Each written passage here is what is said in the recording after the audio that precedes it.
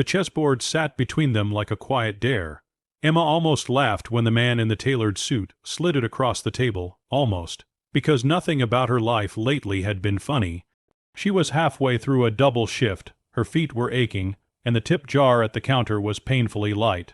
Still, she straightened her apron and smiled the way she always did. Just for fun, the man said casually, "5 minutes, I'm killing time." Emma hesitated.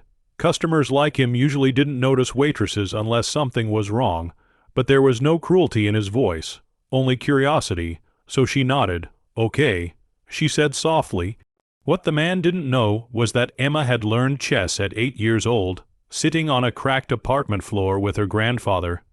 He couldn't afford toys, but he had an old board with missing pieces and a mind sharp enough to make the world feel bigger than their walls. Chess was how he taught her patience, how he taught her to think 3 steps ahead when life barely gave you one. The man moved first, confident, fast. Emma responded slowly, deliberately, as if she were unsure. Around them the restaurant hummed. Clinking glasses murmured conversations, a world that rarely paused for people like her. By the 5th move the man leaned back, smiling. "You're better than I expected," he said, half amused. Emma just nodded. By the 10th move his smile faded. By the 15th he sat forward, eyes narrowing. Not in anger, but in surprise, real surprise. "You've played before," he said. "Yes," Emma replied. A long time ago. What he didn't say out loud was what had just dawned on him. She wasn't guessing. She wasn't reacting. She was leading, guiding the board the way a composer guides music, quietly, intentionally. Around them a few diners noticed. Someone whispered. Someone else stopped scrolling their phone, and then it happened. Checkmate. The room fell oddly still.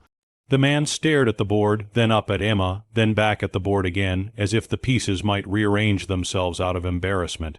He laughed once, short, breathless. "I'm supposed to be very good at this," he said. Emma shrugged gently. "So was my grandfather." The man stood, offering his hand. "I'm Robert Hale." The name meant nothing to Emma, but the sudden stir around the room told her everything. Billionaire. Investor, a man used to winning rooms before he ever entered them. "Why are you here?" He asked her, not unkindly. "Not just tonight. I mean, why this?" Emma hesitated, then answered honestly. "Because kindness pays rent in ways money doesn't, and because my grandfather believed I should never hide what I can do, even if the world doesn't expect it." Something in Robert's expression softened.